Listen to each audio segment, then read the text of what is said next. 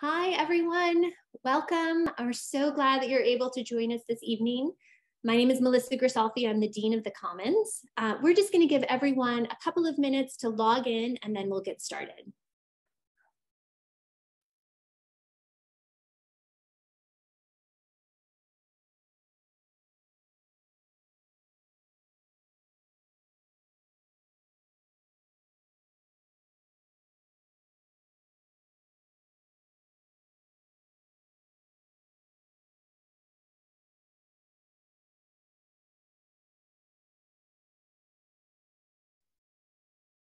Hi, everyone. Welcome to our webinar. I'm excited to have so many people joining us. I'll just give a little bit more time for people to join, and then we will get started.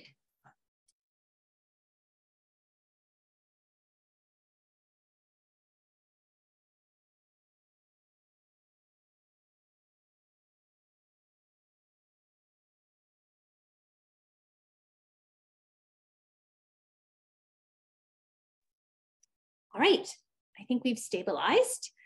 Welcome, my name is Melissa Grisalfi. I'm the Dean of the Ingram Commons. I'm really excited to have an opportunity to connect with you all tonight and share insights from many of our campus partners who are joining us to tell you a little bit about the team who we have in place to welcome students to Vanderbilt. I want to say as a parent, well, first of all, I want to say we are recording this webinar tonight. And so if there's something you want to return to, you want to listen to again, you'll be able to do that. It will be posted on our website. Or if you know someone who wanted to come tonight but wasn't able to attend, you can tell them we've recorded this. I just want to start to say a note as a parent to parents. I know that one of the things that's exciting, but also a little bit nerve-wracking about sending your children away is to think about who's going to welcome them, who's going to help them find their space, who's going to help make sure that they're fine. And you know, students they're coming into college, they're capable of a lot of things. And as parents, we know that. And we also might like to know, well, who's there in case there's a problem? And tonight you'll have an opportunity to meet the team of people who really are here developing programs, developing opportunities to make sure that students are successful in all areas at Vanderbilt, not only academically. So with that, I'm gonna tell you a little bit about who we have here tonight. So again, my name is Melissa Grisalfi. I'm the Dean of the Commons. I'm also a professor in teaching and learning. And I've invited panelists from all over the university to join us today. So I'm going to introduce each of them in turn via video, and then they're all here and we'll have an opportunity to hear from them directly. So I'm just going to start by saying welcome. If you haven't been a part of any of our webinars so far, we are so excited to have the new class join us. It's a lot of transition. It's a lot of new information. And we want to make sure that you're getting all the information you need in order to feel like you can imagine your place and to have any questions that you have answered. So if you haven't gotten to see any of our previous webinars, they are also recorded and online, and I recommend that you check them out. But we are so excited to welcome you all here. It is actually 1 month from today, I believe, that we have move-in, and we can't wait for it to happen. So tonight, what we're going to do is just to overview the resources and offices we have here on campus. You'll have a chance to meet the panelists.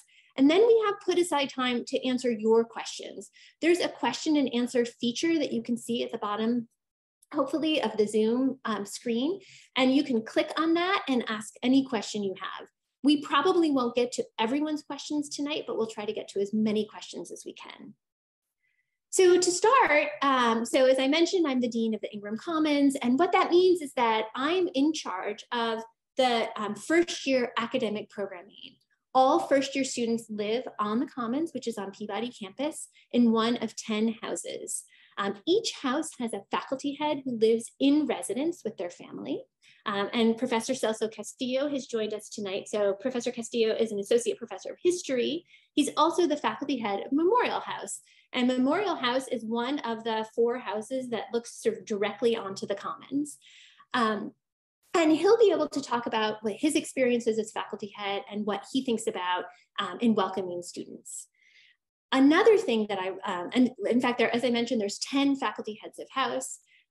They're all wonderful. I often have students say, well, is there any way you can get me into Memorial, for example, or can I get into Hank? And I have to tell you, All 10 houses are amazing. And by the end of the year, I never have students say, boy, I wish I'd been in a different house. Students almost always tell me that their house is the best house. And it's partly because of the incredible faculty heads that we have running each house. So in addition to overseeing the academic programming that happens through the houses, I also oversee a program called Vanderbilt Visions. And Visions is our extended orientation program. Each first-year student is automatically registered for one of the Vision seminars. They're required. And they meet for about 10 weeks into the semester.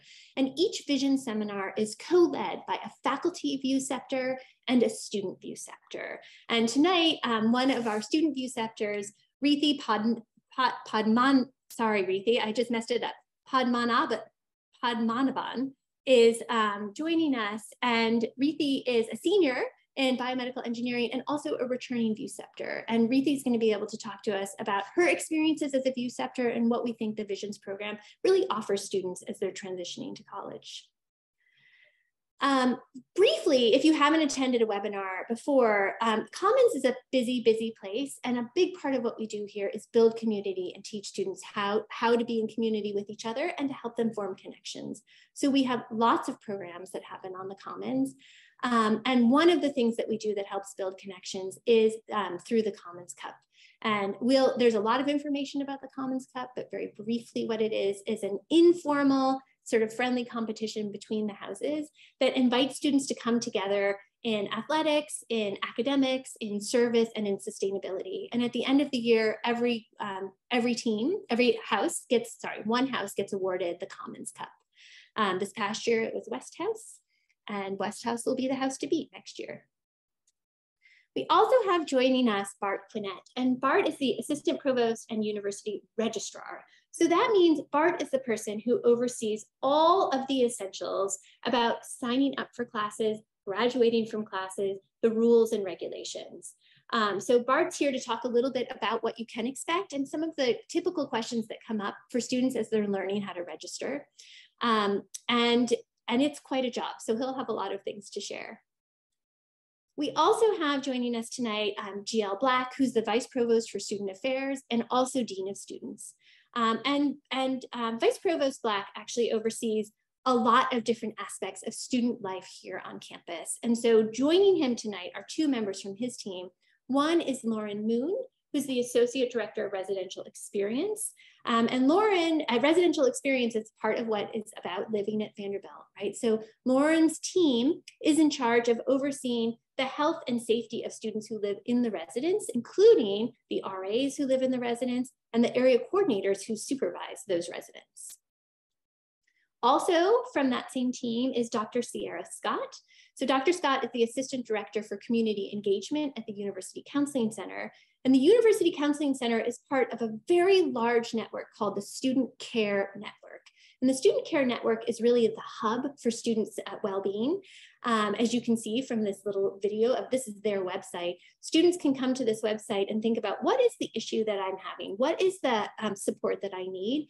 And by clicking on that, they can find the multiple offices that are available to help them. And Dr. Scott will be talking tonight, of course, about what they do at the University Counseling Center. We also finally have Maria Portelli, who is the Senior Director of Campus Dining. We have multiple dining areas on Vanderbilt campus, and students can come to any dining hall they want. Their meal plans work at all dining halls. Obviously, students on the Commons spend more time in the Commons dining hall, which is right here where all 10 houses are located. Often we see students in the Commons at breakfast and dinner in particular, and then they may have lunch anywhere on campus, but they can eat any meal anywhere on campus. And Maria will talk to us a little bit more about what dining has planned for us this year. So with that, I want to turn it over to the panelists themselves and give them an opportunity to introduce themselves and share a little bit about what their offices do. So let me stop sharing my screen, and I'll ask the panelists to turn on their videos. Thank you. And so the first question, I want to remind you all that as people say things, if you have questions, just type them in the Q&A. And as soon as we've gone through, there's some questions that I have that I think will answer some questions that you might have. But as other questions come up, just share them in the Q&A. So with that, let me start with my first question, which is to all of you, could you introduce yourselves and, in a little more detail than I offered, share a little bit about what your office does. Vice Provost Black, maybe I could start with you.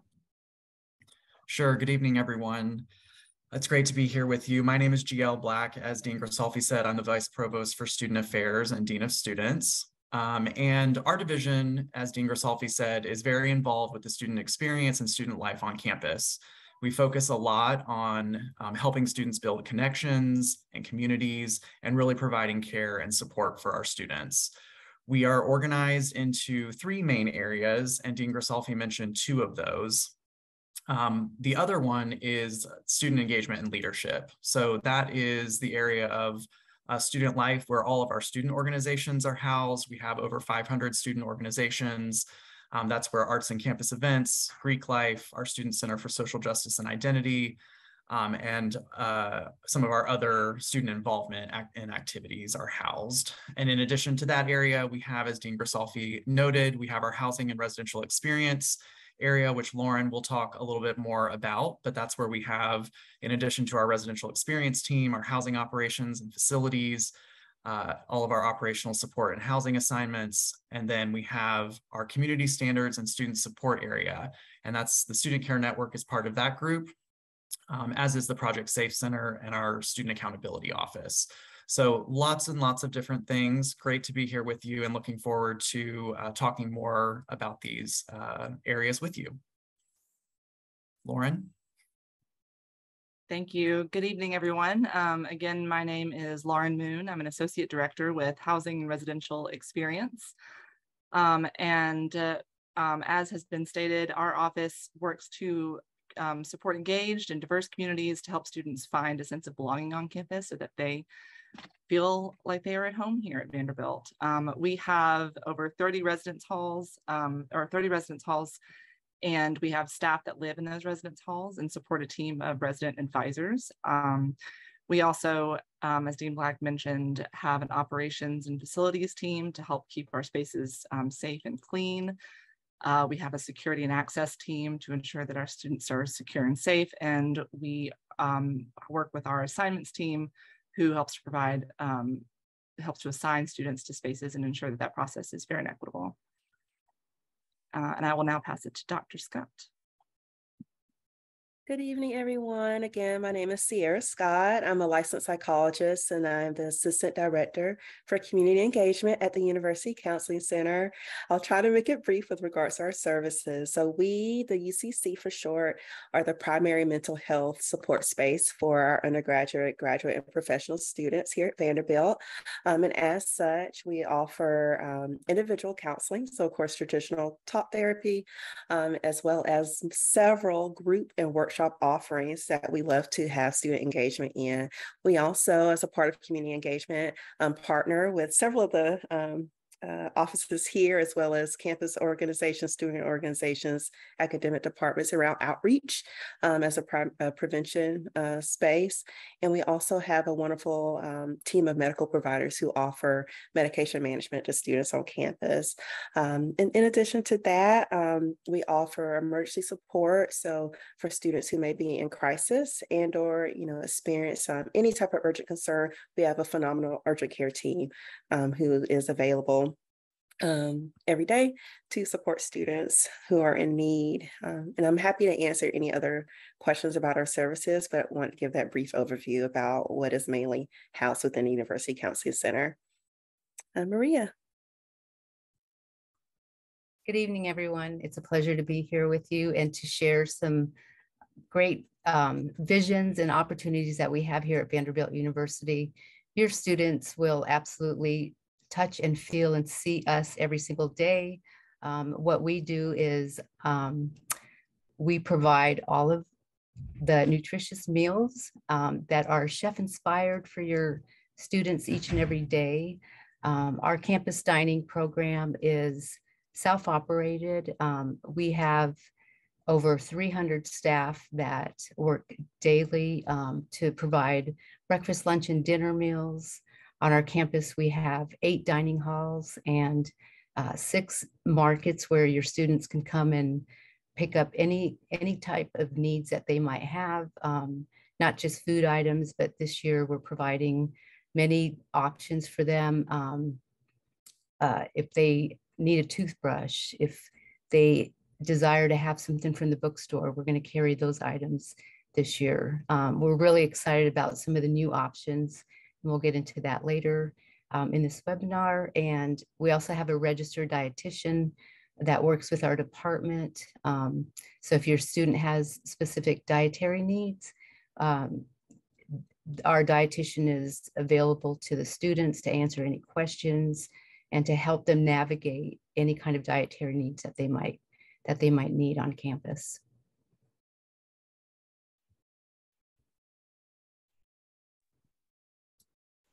Hi, everybody.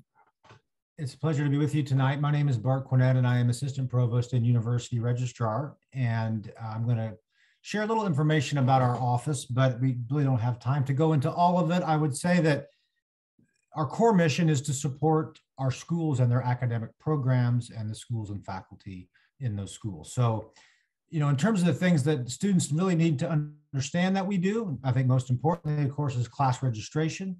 We also build the academic schedule. We process transfer credit. We do credit evaluation. We produce the transcript. We produce the academic calendars. We produce the commencement program and diplomas. We provide support for YES, which is the campus portal, and students need to be familiar with YES. We publish the enrollment bulletin, which has all kinds of information about these types of services. And we also build something, this is very important for students to understand, called the degree audit. So when they go into YES, they need to be familiar with what's called their landing page. And they will see on their landing page a link to their degree audit. That is how students, in consultation with their advisors, will be able to track their degree progress. So it's very important that students familiarize themselves with that. And the last thing I will say here in this introduction is, I know most 18-year-olds they think of email as, snail mail, but email is official university communication. And so is the YES Message Center. And the Office of University Registrar does not send spam. So if we're sending information to you, it contains important information about your progress as a student. So please be sure to emphasize to your student or students, if you're with us tonight, you are responsible for reading your Vanderbilt email and also the YES Message Center, which is accessible on the YES landing page. With that, I will turn it over to Professor Castillo. Thank you. And also excited and delighted to be able to participate in tonight's webinar. My name is Celso Castillo. As Dean Gresalfi mentioned, I am a faculty head of house. I am an associate professor of history. And I am also the director of CLACS, which is the Center for Latin American, Caribbean, and Latinx Studies, which is an academic research center within the College of Arts and Sciences. Insofar as my role tonight, we'll be talking a little bit more about my experiences and the possibilities that exist with the faculty head of house position. As Dean Gresalfi laid out, there are 10 of us that live here in the Commons, and through an array of Commons-wide activities, and are also our own kind of professional training and development that happens over the course of the year. The 10 of us, the 10 faculty heads of house, also develop a nice, close working relationship. And so I just think it's important to kind of lay out from the outset that you are, part of a structure that works together and through intentionally builds collective community sense from the leadership perspective. In terms of our day-to-day, I am at the house level, right? I'm in charge of setting kind of the academic agenda and vision for the house.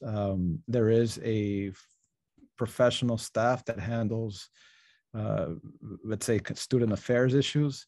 I work very closely with the RAs. So our house, for example, has somewhere between 80 and 90 students year in, year out. So we work closely with 4 RAs.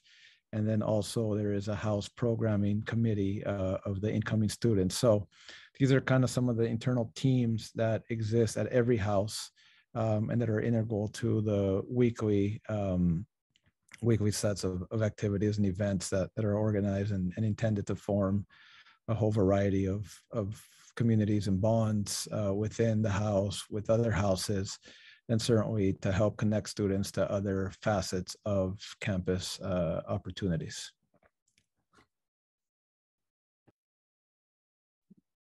All right, I think that just leaves me, right? So hi everyone, my name is Reethi, my pronouns are she, hers. I'm super excited to be joining you all tonight.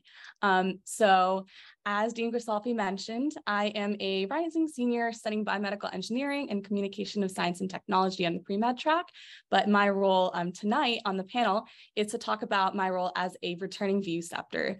And so in case you weren't aware of what that really means, so VUSceptors are student and faculty leaders as part of the Vanderbilt Visions program, which is a mandatory extended orientation program, but honestly, so much more than that. And we're really going to get into that later. So Vanderbilt Visions is a program put on by VUScept, which is a mentoring organization as part of the residential college program. And it's really emphasized on that first year experience and really welcoming students. So these Visions groups, as I mentioned, they're co-led by student and faculty partners all throughout the fall. So students will meet about once a week with us, and it's about 16 to 18 other students, and that smaller group really represents like a mini Vanderbilt community. So you really get to hear about all of these different students from diverse perspectives. And it's one of my favorite things that I do here. So your Visions groups, that's a group that you're going to meet as soon as like your second day here, and then continue meeting all throughout the fall. So it's a great place to meet new friends, engage in really important discussions, and learning about campus resources. So those are kind of the main facets of the program. And so, yeah, I really think it's one of my favorite things, like, as I mentioned here, and you guys are going to be hearing from your student VUSceptors really soon. So there was a mention to snail mail. Actually, you should be looking out for a snail mail letter from your student VUSceptor very soon, as well as a phone call. And yeah, just very excited to be here and answer all questions that you might have about the program. Thank you, everyone. So I would love it if you could explain something about how, in your role, you put structures in place to ensure that students have a successful time on campus instead of just responding when there's a problem. So can you help us understand how you think about anticipating what you know students will need? And maybe we'll just go in the same order. Do you want to start, GL? Sure. So obviously a lot of what we do in student affairs is focused on support and care, and we try to be as proactive as possible across all of our areas. And so I know that Lauren and Sierra will mention some things in particular in our student care network, obviously related to health and well-being. We want to encourage the establishment of healthy habits and practices as soon as possible. And that relates to all facets of life on campus, academic and personal and otherwise. But another area I wanted to focus on, since we do have Sierra and Lauren here with us tonight, is actually on student engagement and leadership, because one of the main and very important things is for students to find those layered communities that they're a part of within our campus community. And so student engagement and leadership provides a great opportunity to explore student organizations based on mutual interest. And as I noted, we have over 500 of those. The first Friday of school, there will be the Student Involvement Fair, where students can go and explore opportunities. We'll also have a service organization fair. And we have AnchorLink, which is our student engagement platform that students can explore online. So these are some really proactive ways, I think, that you can start to get a feel for the campus community and get connected and start to feel that sense of belonging and community. So, and I'll let Lauren and Sierra obviously touch on some of our other strategies and supports within housing and the student care network. Thanks, GL. I wanted to speak a little bit about our amazing resident advisor staff. So I think, as Melissa and GL both mentioned, we hire and train a group of around 160 student staff who each are responsible for a community of students. They are supervised by professional staff who are just absolutely committed to making sure that we are, again, building these supportive, engaged communities. And Our resident advisors really serve as peer mentors. And one of the ways that we, I think, proactively try to support students and understand what they are experiencing is through intentional, meaningful conversations. So our RAs are asked to really get to know their residents on a really intentional level. And when we are able to see through our RAs some trends that are happening, we are able to work more closely with our resources across campus. Our office works very closely with Dr. Scott and the UCC and the other offices in the Student Care Network to ensure that students receive the care that they need. Our RAs are trained in all of the resources that exist on campus so that they are able to connect students more quickly to resources. I think that the important proactive approach is to not necessarily respond with, well, these are the resources, but to in advance make sure the students know they exist. So that is one of the most valuable parts, I think, of having the students having another student as an RA to rely on who live with them to understand what the resources are on campus. I will start by further amplifying the responses that were shared by Lauren and GL around building a sense of community across students. And so definitely encouraging your student, or if students are here on the call, to access those student organizations, because there's literally an organization, I feel like, for anything here at Vanderbilt, which is super exciting. Any hobby, any shared interest, I'm sure there might naturally be something that we don't offer. But I wanted to plus one that, because what we see is when students are able to connect with one another, have that sense of community, that absolutely will boost their sense of emotional well-being and sense of connectedness here on campus.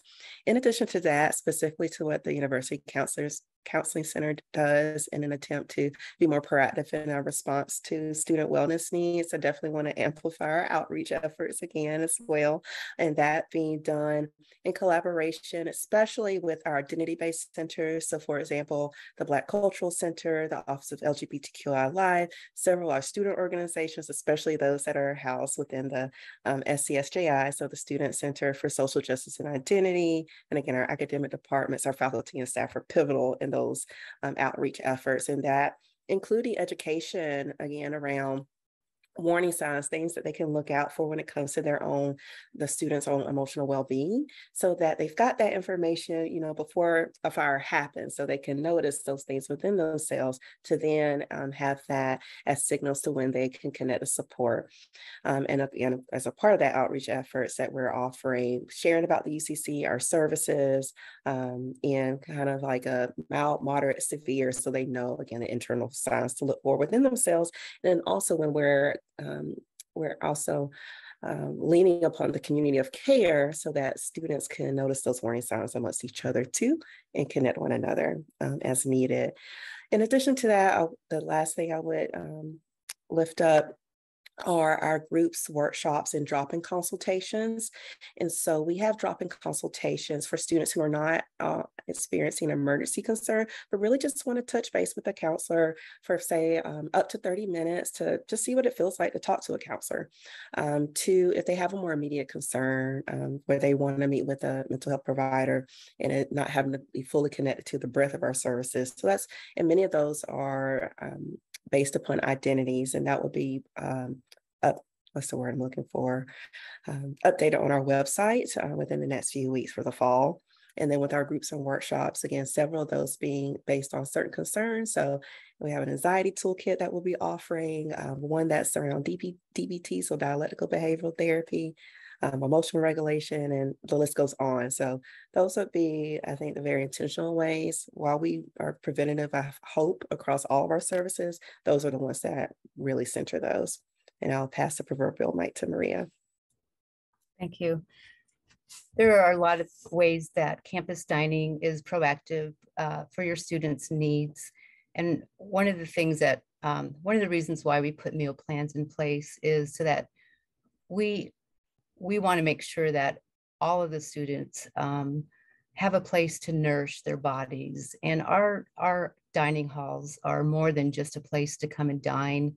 It's a place to build community. We spend the summers planning special events.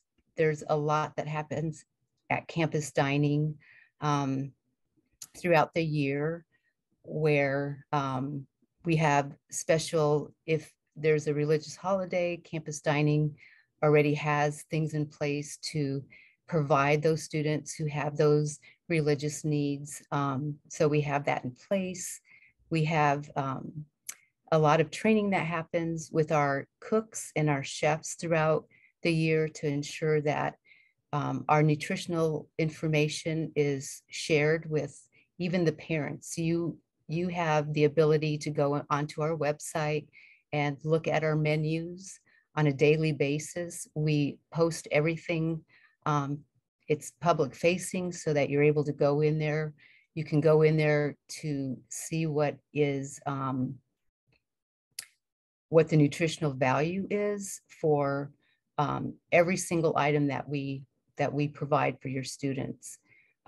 As I shared earlier, we have a registered dietitian who can guide any of the students who have any kind of dietary needs. We partner with Kitchens with Confidence, and they vet every single item that we bring into our dining halls. All of our dining halls, with the exception of our newest dining hall that opens this fall, is tree-nut and peanut free. We understand that there are many allergens out there that we just want to make sure that we are being very proactive as far as, a student may not understand the ingredient in a certain item. So we make sure that those items are not in our kitchens. In no way, shape, or form do they touch the kitchens that provide the meals or make the meals.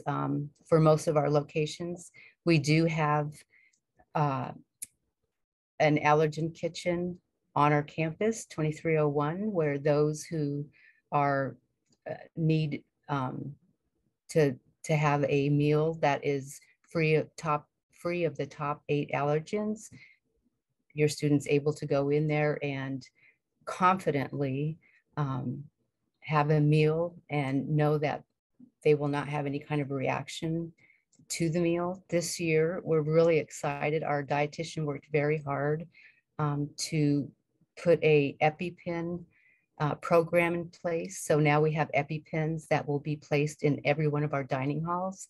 So if we do have a student that has a reaction, we have managers that have gone through a training program and understand how to use the EpiPen.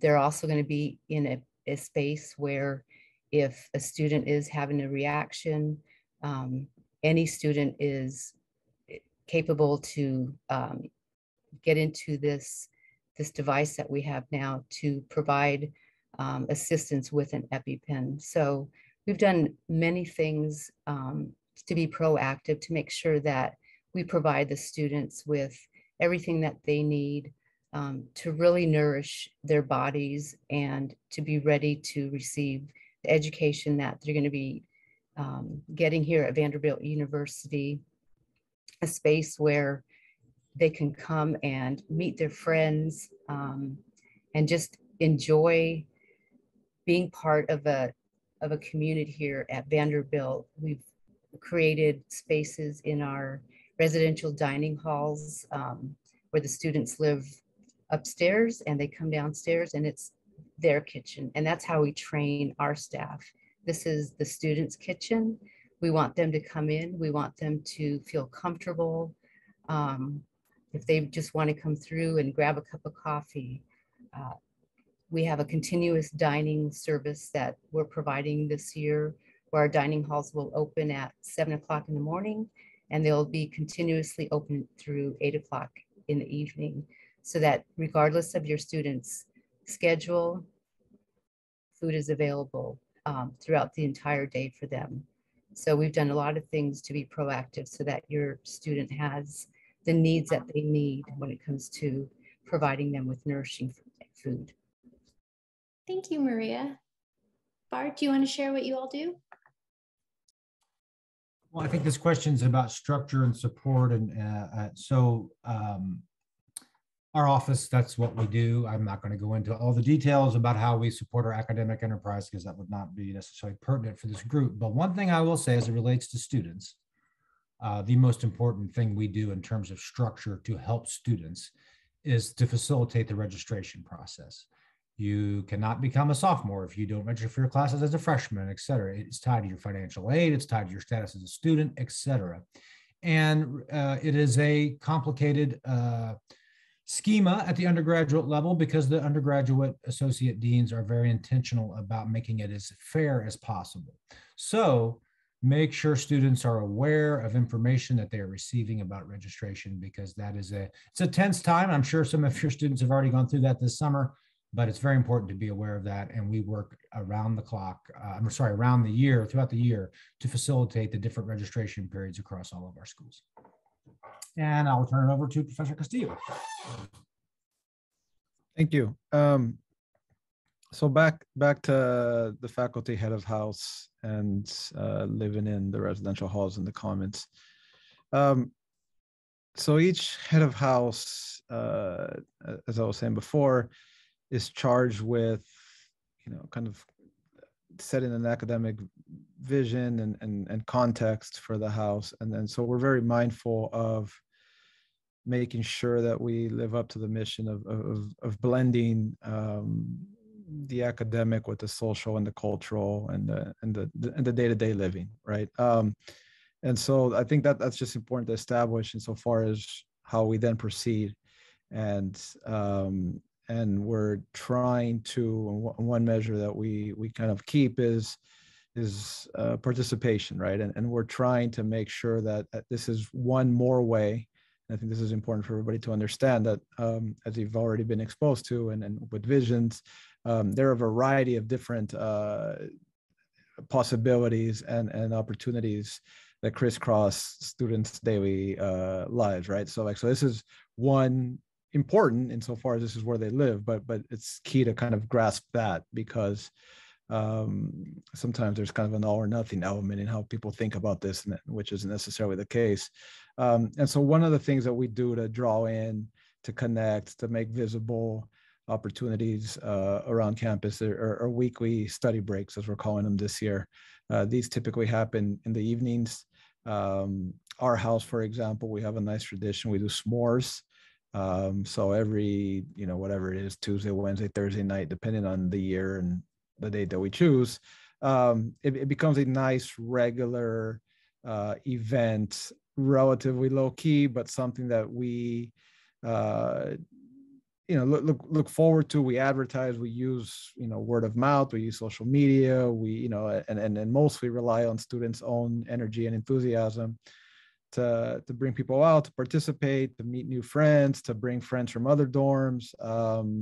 So this is one example of kind of trying to be proactive in establishing relationships of a variety of various sorts. And personally for me, I can say that, I absolutely love these events. They're informal nature. That's where I've had, far and away the best conversations with students. And you develop a rapport and you get to kind of follow, things going on in their semester and their week to week in some cases. So, and this is something that, again, we, in working closely with the residential assistants and working closely with the house programming committee, we are trying to reach, as many as possible. In our house last year, for example, we had 84 students, and well into late in the first semester, early second semester, we had 60-ish kind of coming out on a regular basis, which is quite good insofar as an informal, relaxed, non-mandatory, of course, type of event. And then it's, entirely a reflection of the energy and enthusiasm the students built and the connections that they fostered with each other within the dorms. And this happens across the commons. So it's quite nice to be a part of that. I'll pass it on to Reethi. Yes, definitely. So I think when I was thinking of this question, it was hard thinking about like what supports that we have to anticipate students' needs without just talking about Visions as a whole. I think Visions as a program is that support, especially when I, go back home and I talk to my friends from other high schools, like there's nothing like it. I think it's so special and really focusing on that first year experience. And I think that the reason that it is such a strong support system is because it is anticipating some of those common challenges that students face in 3 different ways, through 3 different goals. So that first thing was, as I mentioned, focusing on that transition from high school to college. So it's so scary. I mean, I think you're going to a completely new environment. And even though I'm a rising senior, it doesn't feel that long ago for me. But what I will say is it seems a lot more scary than it actually is. And I think Visions really helped me with this whole process. As I mentioned, you're going to hear from us as almost like one of your first Vanderbilt students. And so really having the knowledge that you have an upperclassman student and you have a faculty member in your corner is super helpful. Very early on in the process, through Common View orientation, we are having those important topics and discussions on things like imposter syndrome and adjusting academically and socially, and talking about our own like personal experiences and takeaways, so you don't have to go through those same challenges. And then the second thing is building those active new connections to campus in that larger Vanderbilt community. So again, with Visions, it's that 16 to 18 small, group of people. So you have this new group of friends that you get to see every week that's different from the people you would see in class or different from the people that you have on your floor. And I just remember having so much fun. Like as I walk to class, I get to wave at people from my Visions group as I'm crossing the bridge from Commons to main campus. And so, yeah, I really think that having that early access to, again, that upperclassman student mentor and that Vanderbilt faculty member is no small thing. And then also through our activities and our programming, we like to, from time to time partner with other Visions groups and have panel discussions and meeting with other faculty members. So you're almost like doubling those initial connections that you have. So you definitely don't feel like alienated as you come to campus. And another thing is, again, like reflecting back, like I'm still friends with some of the people in my Visions groups. And I just love the fact that, these people that I met on day one are still people that I can count on. And then the last thing was educating students about these campus resources. So it's great that we are able to put on important conversations like this call. And so we are, in having these discussions, really introducing students to all the different places that they can go to if they have questions about these things. We are a great, I think, first resource, and I can always talk about my personal experiences as I navigate these challenges, but also being able to educate students about where they can go if they have more specific questions on, like identity centers or those academic and tutoring resources, those mental and physical health resources. Where do I want to go in terms of, thinking about my career? So having this kind of like growing knowledge base, even for me as a mentor, and then also imparting on that knowledge to students, those are all just really important things that I experience and just really excited to continue giving back to them. Thank you, everyone. So I want to turn to some of the questions that people are posing in the Q&A. And I will say, if you haven't clicked on that, you can also see questions that were posed that have just been answered, like people have been typing answers. So if you want to see questions that other people have asked and their answers, you can click on that. But one open question that, that Maria did answer in the text, but I have seen this question come in on the Parents and Family Facebook page, like actually almost every day it feels like, is, Maria, could you just explain this new dining plan, this all access plan? And I know that people can look at the information on the website, but I think one thing people are wondering is, like, for whom might this be a good plan? Like, how are you thinking about, how can you help parents and students decide whether this is a good plan for them? Sure. This year we are providing an all access plan, and it's optional. Every student that lives on campus is required to be part of a meal plan. Our all access plan is designed for our students to not have the stress of having, if you're a freshman, you have 21 meals. Now, a lot of parents, and I did see a question there in the question and answers about my student will never eat 21 meals a week. Our all access plan what it does is it provides, especially in our dining halls, your freshmen will live in commons. They're able to come through the dining hall if they want a piece of fruit when they're passing through to a class. They come through, they're not concerned about how many meal swipes they're going to be using that week. They have access to utilize our dining halls, the all you care to eat dining halls, as often as they wish, which really takes the stress off of a student when they're thinking about how many meals do I have left. This provides access to them if they have a busy schedule and they want to have breakfast and then they come through the dining hall. They just want to pick up a quick piece of fruit, a cup of coffee in the morning with a pastry. It really makes available to the student at any point in time. Just like if you're living at home and you have your refrigerator right there, you can open your refrigerator. That's the way I think of it. You can open your refrigerator, what's in there, I want to grab it. And I'm not thinking about how many meals I have.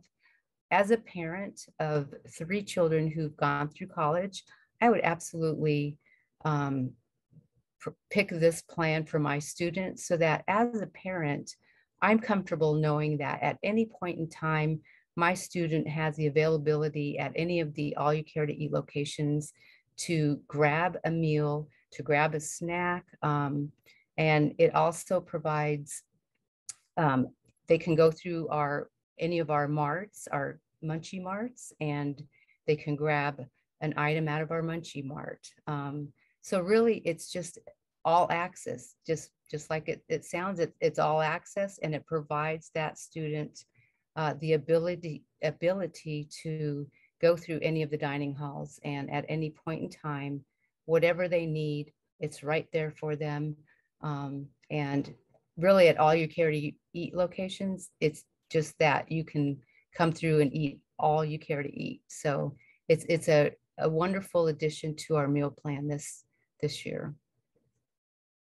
Thank you, Maria. And I will note there's a question that just came in. Is any of those all you can eat locations where the first year students live? And the answer is yes. So the Commons is one of the dining halls that's all you care to eat. And so that is the dining hall. Anyone can come to any dining hall. Let me just say that again. Anyone can show up at any dining hall. The Commons dining hall is the one that is most convenient for the first year students because, right, it's closest to their residences.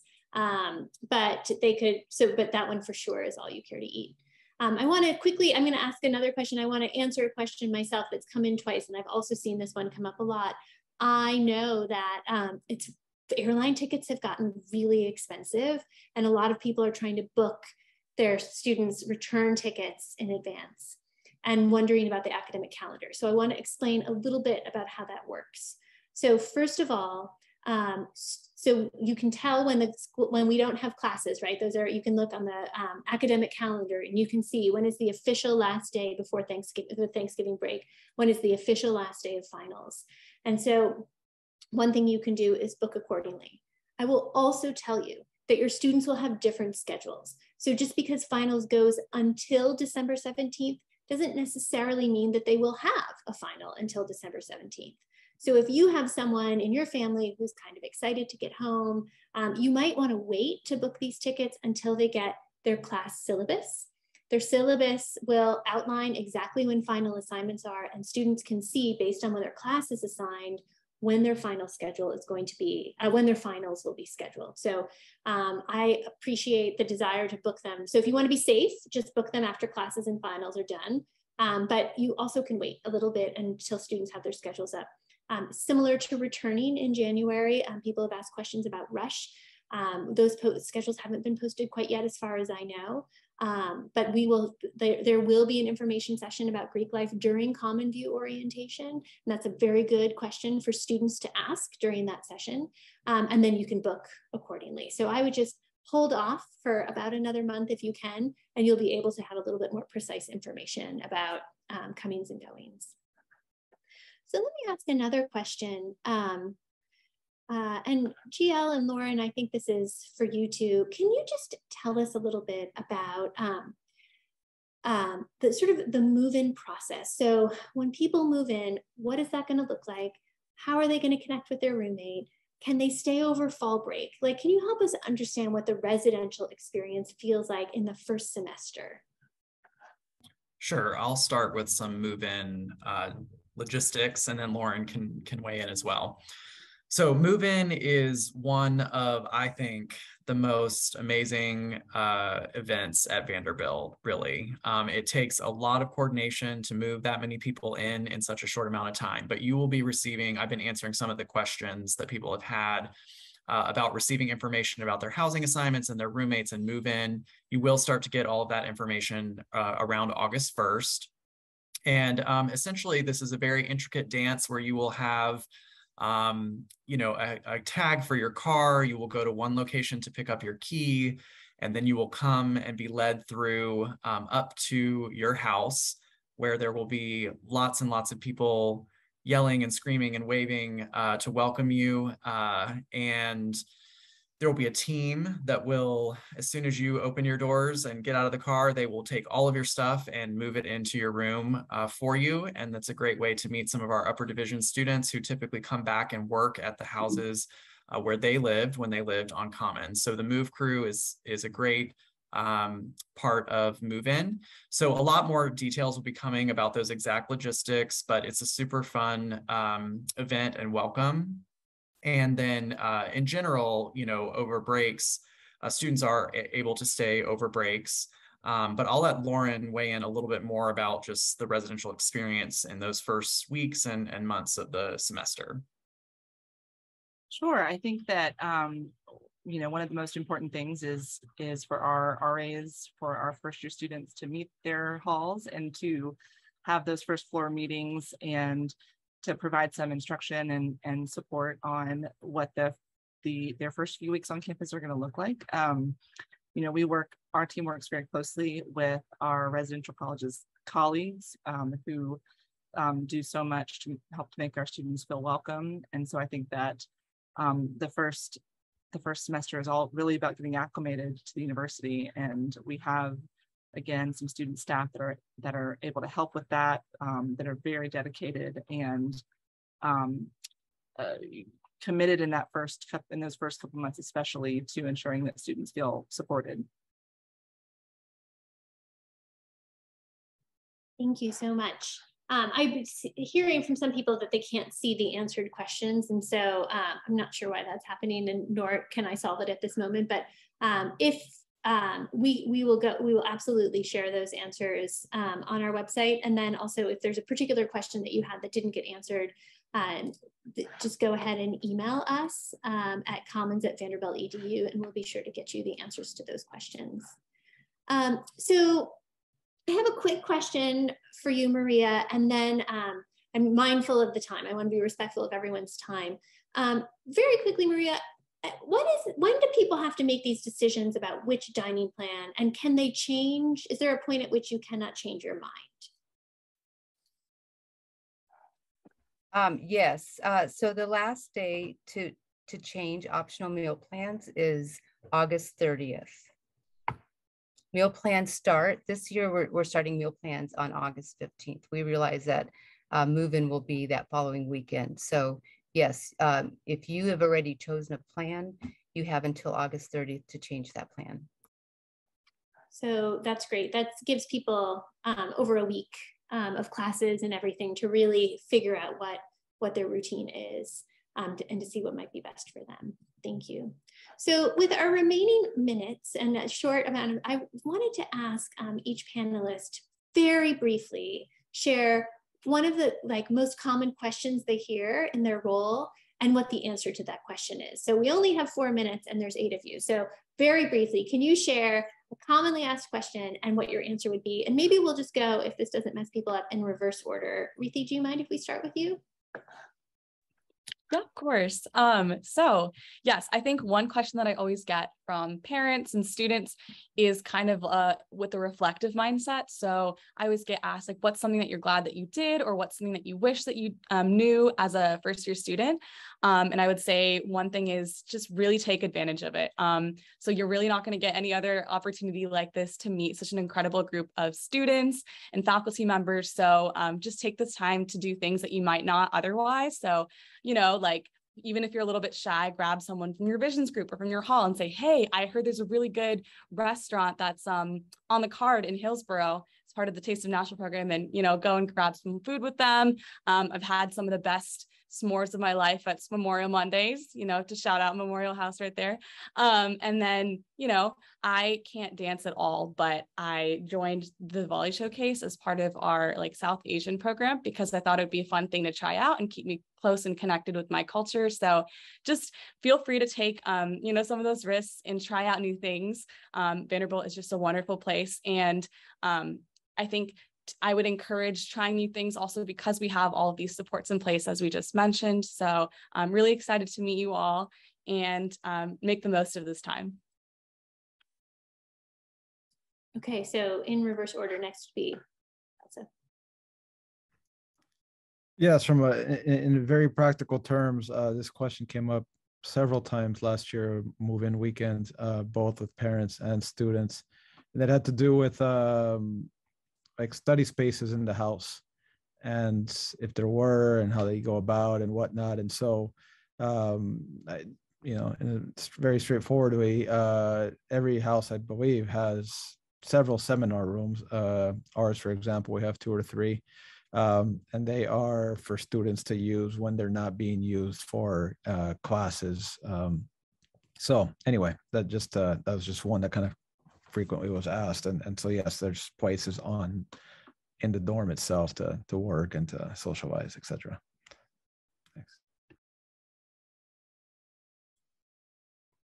Well, I would say the most common questions that we receive in the registrar's office, and we receive questions all day long, every day, is about registration. I know I'm beating the drum, but and class schedule and all of those things. So let me just say this.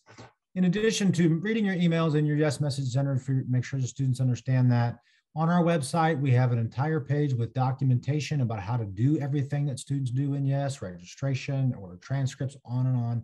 So familiarizing themselves with yes and using the resources that we've placed on our website to help with that process is really important.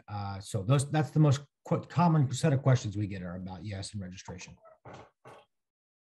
For campus dining, I have to say that where else can I use my meal plan?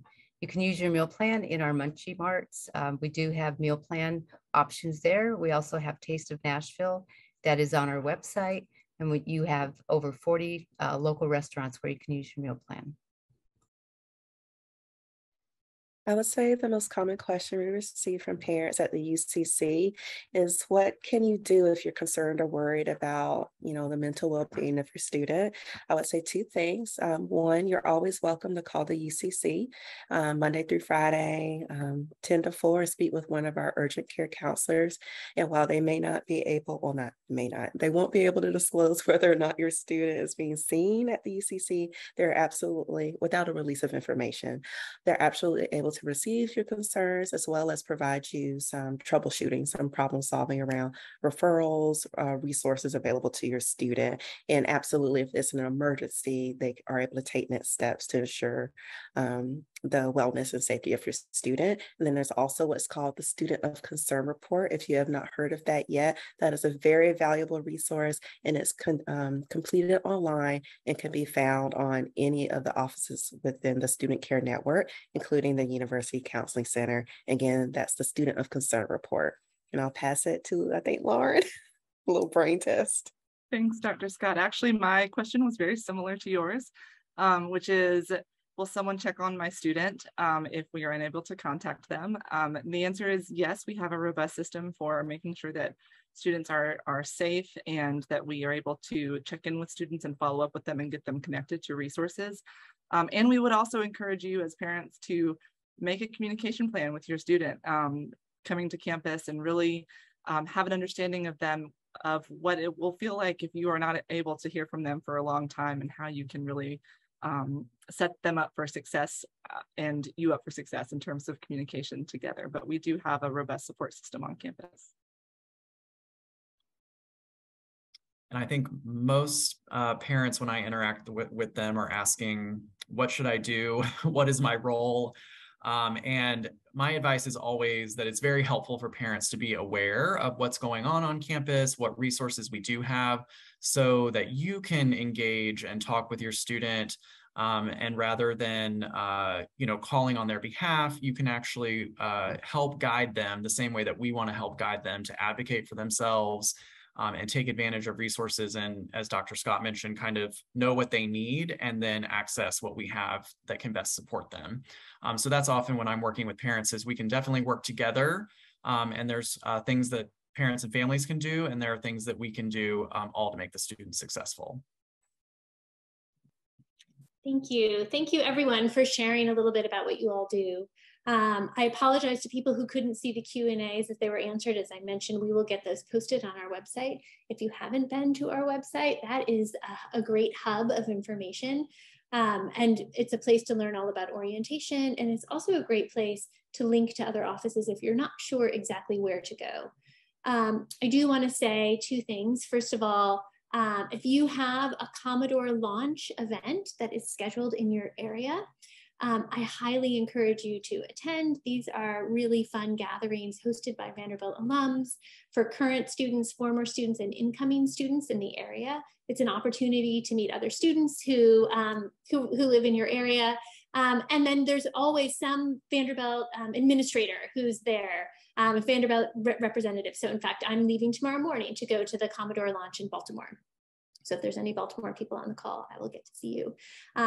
They are awkward, right? To go and talk to a group of people you've never met before. I find it incredibly awkward to do that, even though it's my job. But every time I do it, I'm glad I did. Knowing a friendly face before you come to campus makes it better to come to campus. So if you have a Commodore launch in your area, I highly recommend that you attend one. If you're not sure what I'm talking about, you can Google Vanderbilt Commodore launch and you will find the website that lists all of the launches, and you can see if there's any in your area. I thank you for joining us tonight. We will be posting this webinar for people to watch. We are really looking forward to seeing you all. I can't believe actually it's a month. I didn't put that together today until I said it earlier. So in 1 month, we are looking forward to seeing you at Move In. It is one of my favorite days, even last year when it was pouring rain. So in the meantime, if you have questions, please don't hesitate to reach out. The email address is just commons@vanderbilt.edu. And if we can't answer your question, we will direct you to the person who can. To our panelists, thank you so much for spending this hour with us. We appreciate it. And to students and families, have a great night. Thank you.